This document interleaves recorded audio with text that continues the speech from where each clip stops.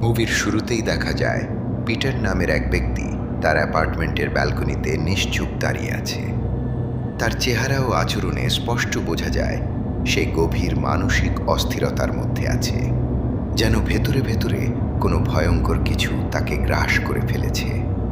এমন সময় তার স্ত্রী পরিস্থিতি সামাল দিতে তার সঙ্গে কথা বলার চেষ্টা করে, কিন্তু হঠাৎ করেই কোনো পূর্বাভাস ছাড়াই পিটার ব্যালকনি থেকে লাফ দিয়ে নিজের জীবন শেষ করে ফেলে।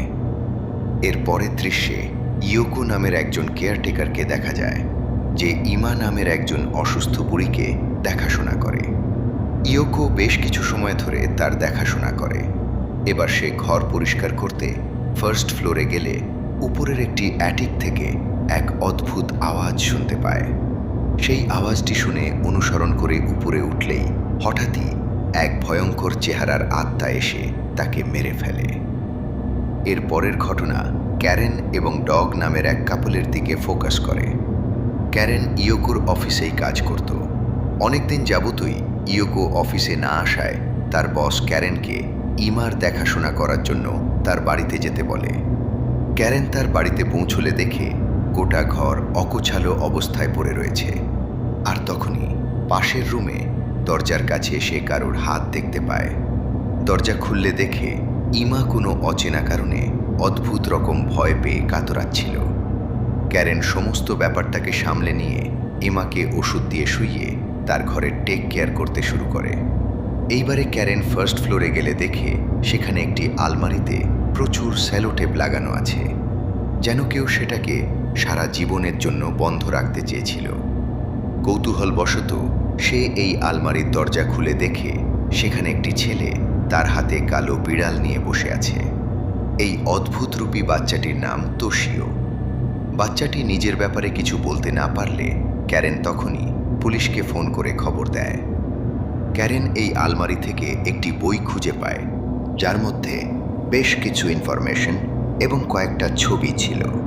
তার মধ্যে একটি ছবিতে তোশিওর ফ্যামিলির ছবি ছিল, যার মধ্যে তার মায়ের মুখটা বিকৃত করা ছিল। ক্যারেন এবারে নিচে এমার কাছে গেলে দেখে সে নিজের সাথে কথা বলছে, কিন্তু ক্যারেনকে দেখা মাত্রই সে চুপ করে যায়। সে এবার জিজ্ঞাসা করে এমা কার সাথে কথা বলছিল। উত্তরে এমা বলে একটি অদৃশ্য শক্তি তাকে একা ছেড়ে দিতে বলছে। আর পরক্ষণই ছায়ারূপী প্রতিকৃতিকে সেখানে দেখতে পেলে ক্যারেন এবং এমা দুজনেই ভয় পেয়ে যায়। এইবারে মুভি ফ্ল্যাশব্যাকের একটি ঘটনাতে ফোকাস করে। এখানে এমা সপরিবারে নতুন শহরের এই বাড়িতে আসে থাকার জন্য। পরিবারের মধ্যে এমার ছেলে ম্যাথিউ, তার স্ত্রী জেনিফার এবং ম্যাথিউয়ের বোন সুজ্যান। এই ঘরটি ঘুরে দেখার পর ফার্স্ট ফ্লোরে গিয়ে পৌঁছালে এমা একভাবে উপরের অ্যাটিকের দিকে তাকিয়ে থাকে, যেন সেখানে কিছু একটা সে অনুভব করেছিল। এইবারে যে লোকটি তাদের এই বাড়ি দেখানোর জন্য এনেছিল, সে বাথরুমে গিয়ে বাথটাবের ভর্তি জলকে পরিষ্কার করতে গেলে হঠাৎ জলের ভেতর থেকে একটি হাত উঠে এসে তাকে জলের মধ্যে ডুবিয়ে মারার চেষ্টা করে। সে কোনো রকমে এই ঘটনা থেকে বেঁচে এই বাড়িটিকে তাদের কাছে বিক্রি করে সেখান থেকে পালায়। পরের দিন আমরা জেনিফারকে দেখি সে কোনো কারণে ডিস্টার্ব রয়েছে, কারণ নতুন শহরে আসার পর সেখানকার পরিবেশের সাথে মানিয়ে নিতে তার কিছু প্রবলেম হচ্ছিল। এটা শোনার পর ম্যাথিউ বলে বেশ কিছুদিন থাকার পর যদি জেনিফারের এই প্রবলেম ঠিক না হয়, তাহলে তারা এই জায়গা ছেড়ে আবার পুরনো শহরে চলে যাবে। সেদিনই বেলায় যখন জেনিফার ঘুমোচ্ছিল, তখন হঠাৎ সে ঘরে কারো দৌড়ানোর আওয়াজ অনুভব করলে ঘুম থেকে উঠে দেখে গোটা ঘরের জিনিসপত্র এদিক ওদিক ছড়িয়ে পড়ে রয়েছে। প্রথমে সে ভাবে এটা হয়তো এমা করেছে, কিন্তু তখনই সে ফার্স্ট ফ্লোরে কিছু আওয়াজ শুনতে পেলে। উপরের ঘরে প্রবেশ করতেই আমরা দেখতে পাই এই রুমের দরজা নিজে থেকেই বন্ধ হয়ে যায়।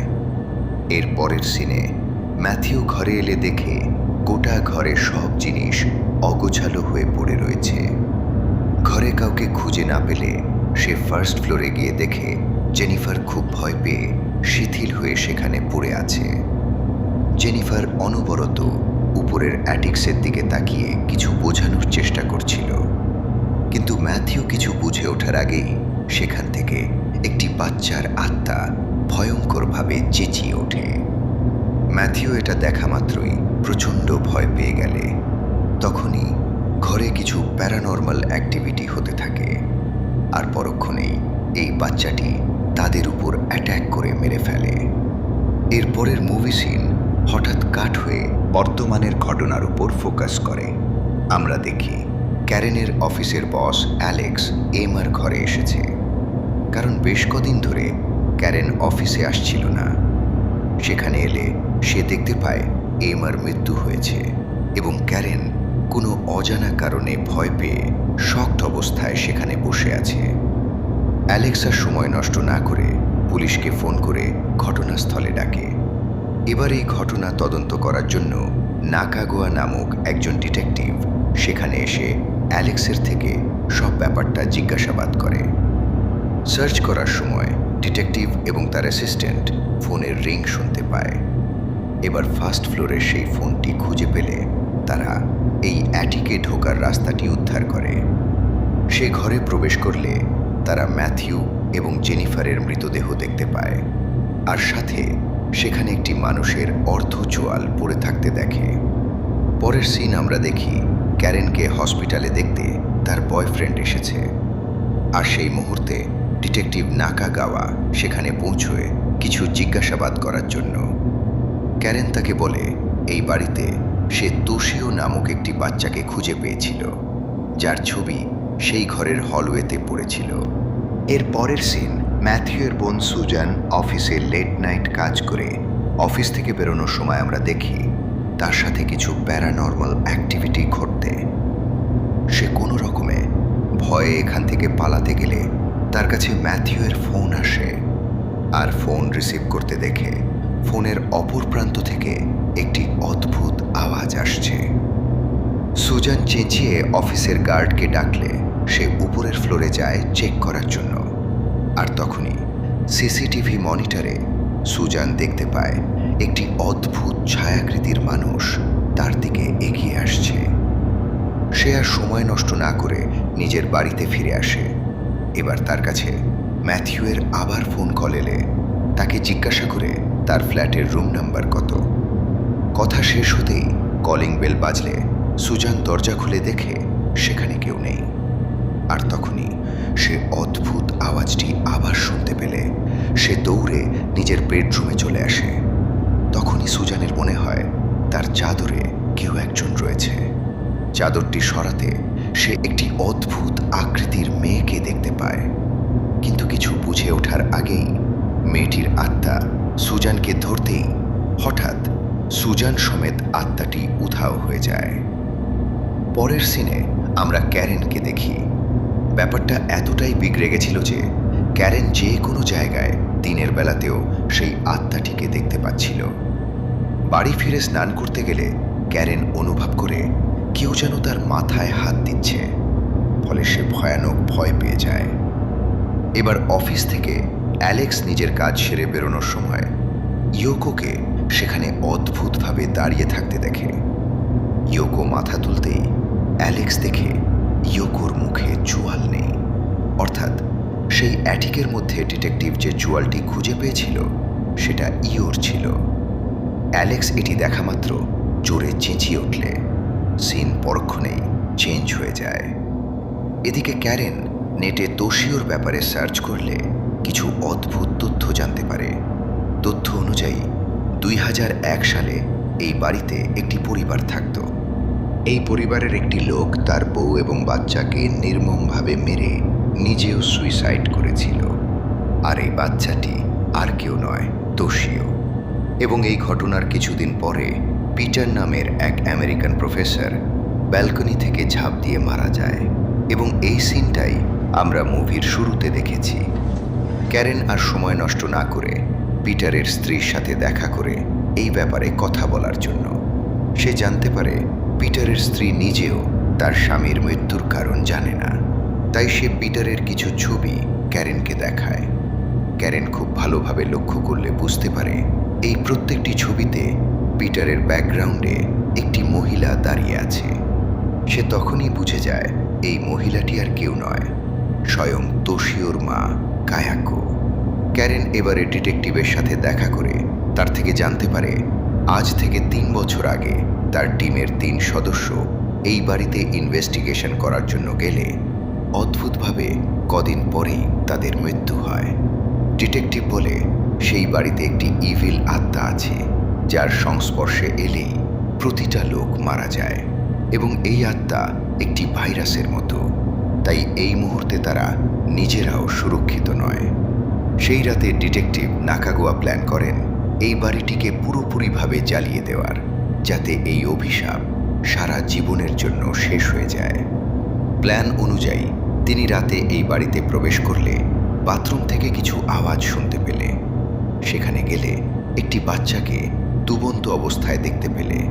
সে তৎক্ষণাৎ বাচ্চাটিকে বাঁচাতে গেলে দেখে সেই বাচ্চাটি আর কেউ নয়, স্বয়ং তোশিও, যে আজ থেকে 3 বছর আগে মারা গেছিল।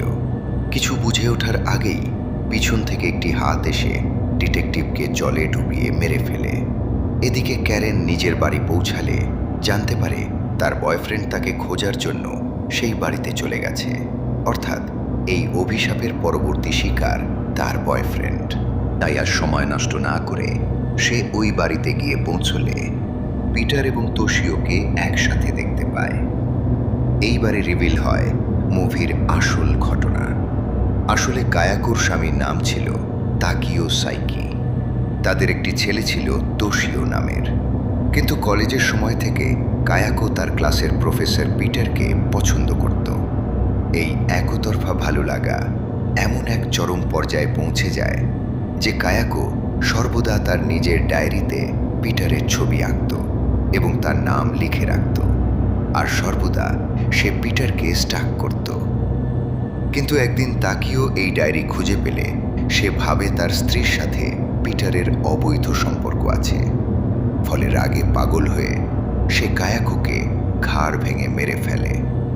এই পুরো ঘটনা তোশিও দেখে ফেললে তার বাবা তাকে এবং তার পোষ্য কালো বিড়ালটিকে বাথটবে ডুবিয়ে মেরে ফেলে। এবং এই কারণেই আমরা তোশিওর আত্মার সাথে একটি কালো বিড়ালকেও ঘুরতে দেখি।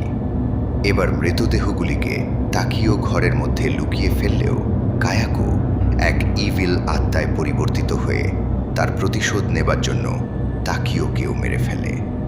এরপর থেকে এই ঘরটি অভিশপ্ত হয়ে যায়। অর্থাৎ পরবর্তী ঘটনাটি দাঁড়ায় ঠিক এই রকম। কায়াকো থেকে চিঠি এই ঠিকানা থেকে যেহেতু পিটারের কাছে যেত, তার জন্য পিটার এই ঘরে একদিন এলে সকলের মৃতদেহ সহ পুরো ঘটনাটি জানতে পারলে এই ইভিল আত্মার প্রভাবে এবং মানসিক চাপে সে তার ব্যালকনি থেকে ঝাঁপ দিয়ে আত্মহত্যা করে নেয়। এবার এই ঘটনার 3 বছর পর এমা এবং তার পরিবার এই ঘরে এলে তারা প্রত্যেকেই মারা যায়, এবং এমাকে দেখার জন্য ইয়োকো এলে সে এই অভিশাপের শিকার হয়। এবারে ক্যারেন দেখে ঘরের সিঁড়িতে কায়াকোর আত্মা তাদের দিকে অদ্ভুতভাবে নেমে আসছে, এবং কিছু বুঝে ওঠার আগেই এই আত্মার ডাককে মেনে ক্যারেনকে মারতে উদ্যত হলে ক্যারেন লাইটারের সাহায্যেই ঘরে আগুন লাগিয়ে দেয়।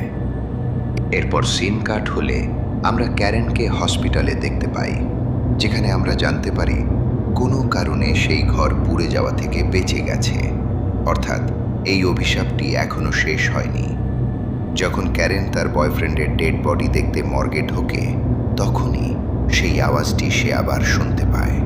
আর পরক্ষণেই কায়াকোর আত্মাকে আমরা ক্যারেনের পিছনে দাঁড়িয়ে থাকতে দেখি। আর মুভি এখানেই শেষ হয়। তো আপনাদের কাছে একটি অনুরোধ, আমার চ্যানেলটিকে সাবস্ক্রাইব করুন। আর হ্যাঁ, অবশ্যই লাইক এবং কমেন্ট করবেন, কারণ আমার চ্যানেলটি নতুন। লাইক কমেন্ট ছাড়া চ্যানেলের রিচ বৃদ্ধি পাবে না, ফলে ভিডিও বেশি মানুষের কাছে প্রচার হবে না। তাছাড়া যারা আমাকে সাপোর্ট করবেন, আমিও তাদের সাপোর্ট করব। আর যারা আমার মতো নতুন ক্রিয়েটর আছেন, তারা আমাকে সাবস্ক্রাইব করে কমেন্টে সাথে আছি লিখুন। তাহলে আমি বুঝতে পারবো আপনাদেরও চ্যানেল আছে। এর মাধ্যমে আমি সবাইকে নিয়ে একটি টেলিগ্রাম গ্রুপ খুলব, যেখানে একে অপরকে সাপোর্ট করতে পারবেন। আর পরের ভিডিওর চাইতেও বেটার করব। আর চাইলে আমার প্রথম ভিডিওটি দেখতে পারেন। ওই ভিডিও স্টোরি এই ভিডিও চাইতে বেটার। ধন্যবাদ সবাইকে।